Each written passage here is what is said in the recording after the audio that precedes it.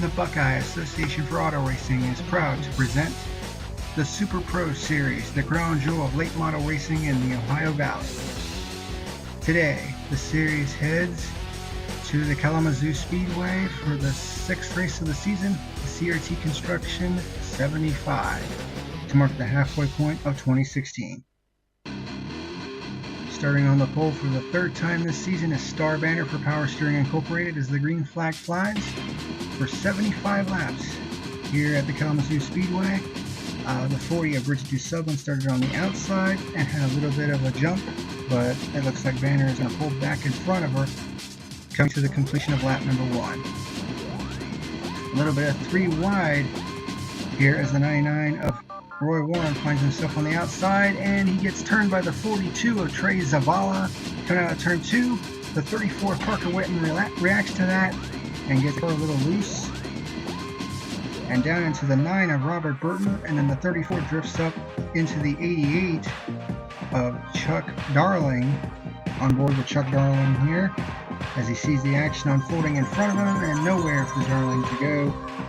All parties involved would continue on, albeit with damage. Banner continues to lead on the restart with the 2 of Lucy Barton now running in second, and the 40 of DuSublin running in the third position. But coming off of turn 4, the 40 gets into the 2 off of turn 4 and spins Martin out, bringing out the second caution of the day on lap 12. The 2 would be able to drive away, and DuSublin would get a warning from the officials for aggressive driving.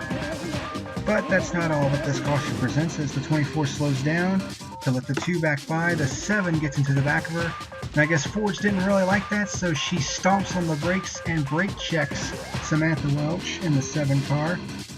And obviously Welch didn't take too kindly to that and bumps into the back of her as they're trying to get back up to speed. Needless to say, the officials were not too happy with both of them and were promptly called to the hauler following the race. On the restart, the 02 of Jennifer Duke is on in second behind the 16 of Banner, but DuSublin gets a good run and takes over the second spot from Jennifer Duke, and there you see Hunter Blaze in the 4th position. And here is the 99 getting into the back of the 42 of Trey Zavala. Could that have been retaliation for what happened earlier on the first caution of the day? Well, the officials decided to look into it as the 3rd caution flies on lap 20. And we have another case of brain fade here as the 1 decides to brake in front of the field, and the 3 of Buddy Swanson with nowhere to go but into the back of the 1 car. Not exactly sure why Hawk did what she did, but right in front of this, the 24 brake checks the 10 car this time. I don't know if the 24 was trying to get to pit road or what, but that is the 2nd time in this race that the 24 has done that, and the officials are not too keen on brake checking. And of course the damage to the 3 car would ultimately lead to the engine expiring, putting Buddy Swanson out of the race. And there you see in the lower left hand corner, called to the hauler with a 1 of Angelina Hawk, Valerie Forge, who had already been called to the hauler, so I'd expect pretty big penalties there. And Roy Warren has been called to the hauler for retaliation. Star Banner continues to lead on the restart, and Jennifer Duke once again gets up on the inside of the 40 car as the battle for second heats up, and behind them the battle for the 4th position also heats up between Hunter Blaze and the Red Bull cars. But speaking of the Red Bull cars, the 40 bounces off the wall right there, and the 11 of Frank Daney Jr. gets into the back of Hunter Blaze off of turn 4, and the 1 of Angelina Hawk with nowhere to go, bringing out the 4th caution of the day on lap number 28. So one former champion getting into another. Not exactly sure what that was about, as the 34 Parker Whitten gets the front row view of this action as the 1 car comes down and into him. All parties involved would be able to drive away, and Daney Jr. was called to the hauler for aggressive driving, so that hauler is going to be quite full. The 16 of Star Banner continues to lead as she has from the outset, but also getting a good start was the 40 of Bridget DuSublin, who restarted 4th, but gets a good jump on both the 66 of Brad Brinkley and the 02 of Jennifer Duke. And the 40 will retake the 2nd position and now sets her sights on the 16 of Star Banner, who is still leading the race as she has done from the pole. Also working her way back towards the front is the 2 of Lucy Barton, who was spun out by the 40 early in the race, but she has really come towards the front as she has now made her way back into the top 5 after having to go to the back of the field after being spun out earlier by the 40 car, as she is underneath the 02 for the 4th position.